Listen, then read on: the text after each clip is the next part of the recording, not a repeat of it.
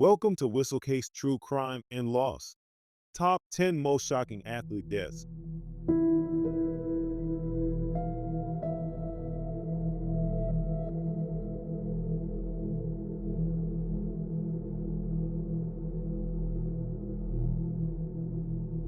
Send our deepest sympathies and condolences to his wife and his family, as well as to his Angels teammates and the entire Los Angeles Angels family. Tyler Skaggs was a left-handed pitcher with a smooth delivery and a bright future. On July 1st, 2019, during a road trip with the Los Angeles Angels, Skaggs was found unresponsive in his hotel room in Southlake, Texas. He was just 27 years old. The toxicology report revealed a deadly mix: fentanyl, oxycodone, and alcohol. The autopsy concluded that Skaggs had choked on his own vomit, his body overwhelmed by the combination of drugs. But the real shock came later. A federal investigation uncovered that the drugs had allegedly been supplied by a team employee, a revelation that rocked the entire organization. That employee, Eric K., was later convicted and sentenced to 22 years in federal prison. How many? Kay asked. Just a few, like 5, Skaggs replied. Kay texted back, word, and Skaggs responded with, don't need many. Skaggs' death wasn't just tragic. It was a scandal that exposed the opioid epidemics reached deep into Major League Baseball.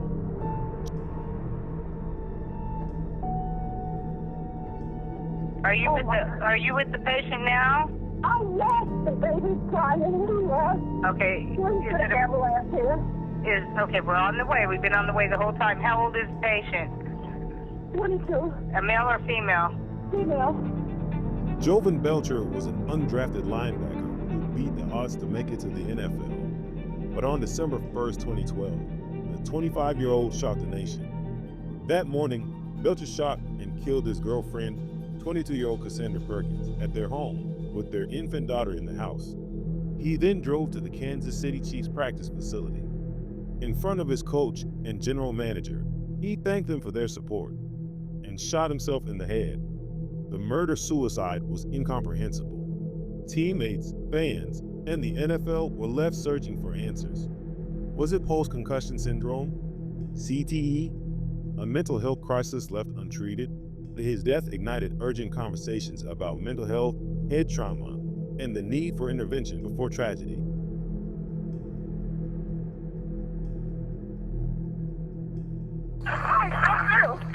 Georgetown 911, where's your emergency?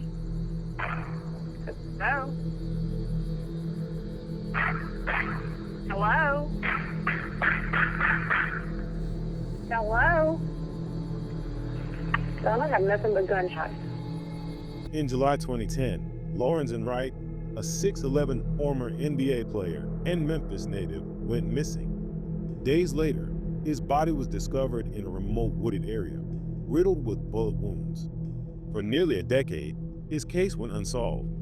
Wright had made millions in the NBA, but in retirement, he struggled financially and personally. The truth behind his murder finally came to light in 2017 when his ex-wife, Cheryl Wright, and a church deacon were arrested for plotting his murder. Cheryl would eventually plead guilty and be sentenced to 30 years in prison. The motive? Financial gain and personal conflict. Lorenzen Wright was found murdered in southeast Memphis in July 2010. It took 7 years for Wright and Turner to be indicted. Wright's death was not just a tragedy, it was a betrayal. A beloved figure in Memphis, he had trusted those who ultimately conspired to end his life.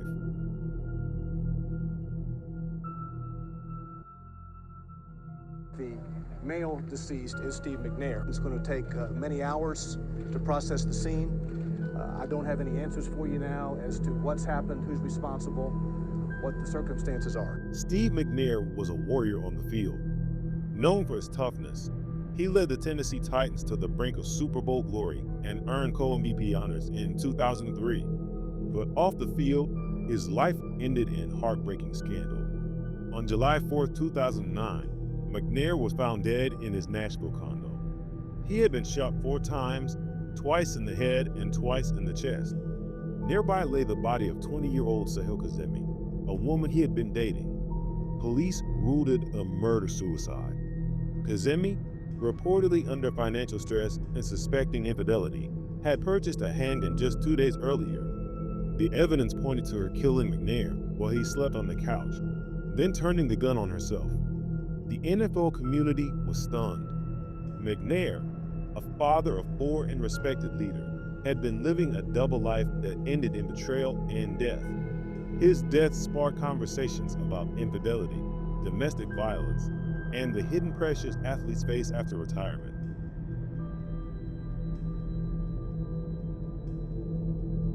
Rebound. Good defense that time. All of a sudden hitting the deck is Reggie Lewis. Is he all right? Inside to Parrish. He's down right now. He's hurt. To many fans, it felt impossible that a man so admired for his leadership and grit could fall victim to such a tragic ending. Reggie Lewis was supposed to carry the Boston Celtics into a new era. A gifted shooter, a defensive stalwart, and team captain, he had just finished an all-star season when the unthinkable happened. In the spring of 1993, Lewis collapsed during a playoff game against the Charlotte Hornets. He was diagnosed with a heart condition, hypertrophic cardiomyopathy, a serious issue that had ended many athletic careers. But a second opinion from another group of doctors suggested his condition might be less severe. Cleared to resume workouts, Lewis collapsed again just months later during a routine practice at Brandeis University. This time, he never got up. He was just 27. Boston mourned the loss of a second young star in a decade, following the death of Len Bias. Investigations later criticized how the team handled his medical situation, raising broader questions about how franchises balance players' safety with on-court success.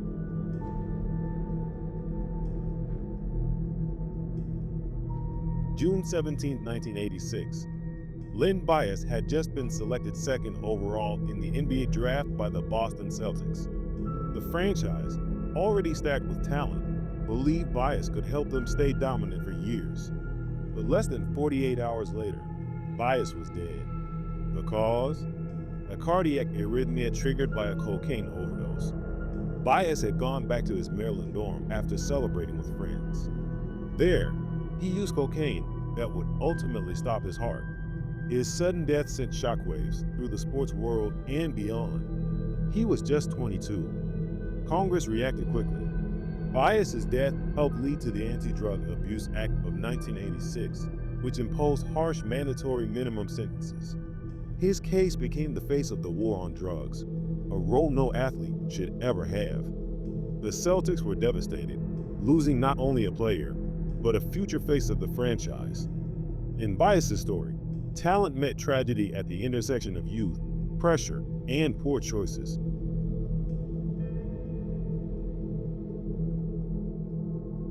Sean Taylor was more than a hard-hitting safety. He was a game changer. Drafted 5th overall in 2004, he brought an intensity and explosiveness rarely seen in the NFL. But Taylor's career was cut short in a horrifying way.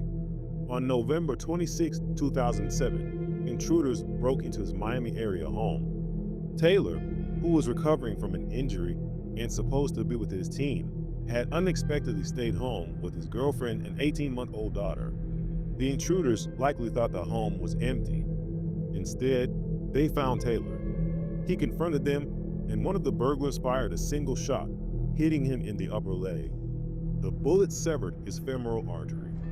He fought for his life in the hospital, but he passed away the next day.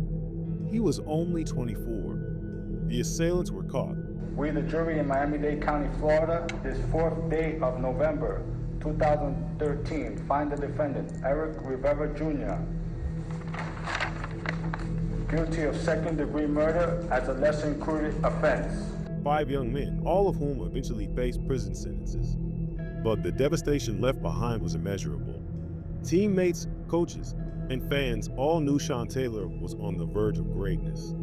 He had just made his first Pro Bowl and had begun to mature into both a leader and a family man. In Washington, his locker was left untouched. His jersey became a symbol.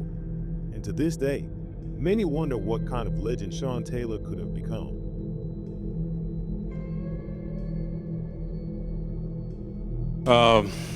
This is undoubtedly one of the toughest announcements that I've ever personally had to make. But after the accident and turn 4 at the end of the Daytona 500, we've lost Dale Earnhardt. Dale Earnhardt Sr. was the face of NASCAR for over 2 decades. Known as the Intimidator, he raced with grit, aggression, and a swagger that fans loved. On February 18, 2001, he entered the Daytona 500, a race he had won just 3 years earlier.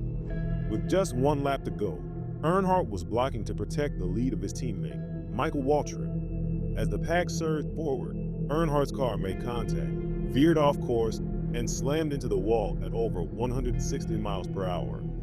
The wreck didn't look unusually violent, but inside the car, Dale Earnhardt was gone. A fatal basilar skull fracture had killed him instantly. NASCAR was rocked. In the aftermath, sweeping safety reforms followed.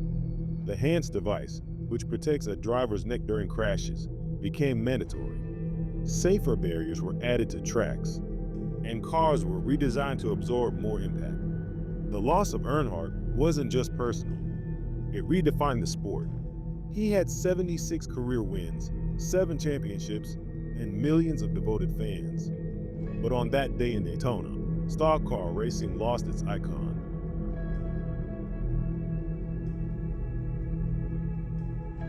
Aaron Hernandez was a superstar tight end. At just 23, he signed a $40 million contract with the Patriots and was playing in the Super Bowl. But by 25, he was behind bars for murder. In 2013, Hernandez was arrested and charged with the execution-style killing of Odin Lloyd, a semi-professional football player and the boyfriend of Hernandez's fiancée sister. Here he's with different friends, alleged accomplice Carlos Ortiz in the frame, Hernandez in the white hoodie police later searched his closet for, but could not find.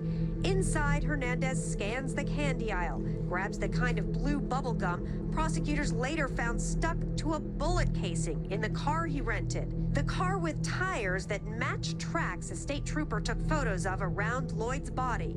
The car like the one in this video, where a carefree Hernandez seems a world away from where he sits today. Police soon uncovered a troubling pattern: gang ties, violence, paranoia. He was convicted in 2015 and sentenced to life in prison. But the story didn't end there. In 2017, just days after being acquitted in a separate double murder trial, Hernandez was found hanged in his prison cell. He left behind notes, drawings, and an eerie sense of finality. Posthumously, his brain was studied by Boston University. The result? Stage 3 chronic traumatic encephalopathy, CTE, a degenerative brain condition typically found in much older athletes. It was the worst case ever seen in someone his age. The NFL, the Patriots, and the justice system all came under fire. Could more have been done? Were the warning signs ignored? Aaron Hernandez's story is a cautionary tale about fame, trauma, and the price of silence.